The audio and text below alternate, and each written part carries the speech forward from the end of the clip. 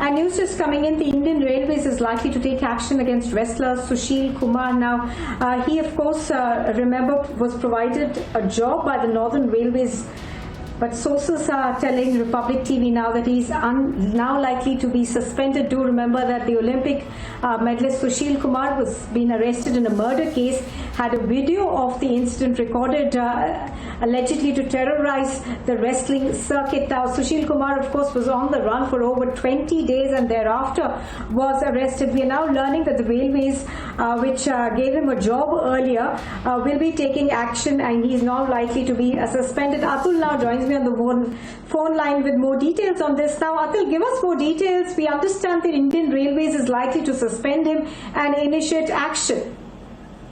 Well, Sushil Kumar was posted on the post of Chief Commercial Officer on Railway, and now the Northern Railway is willing to remove him from the post because he has been arrested in section 302 of the IPC, which is murder.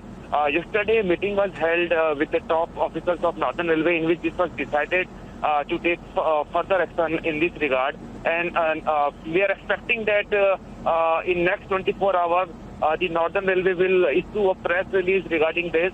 Apart from this, Sushil is also holding a few other posts of officer of special duty, which comes under Delhi government, and we are hoping that Sushil will be removed from there too as well.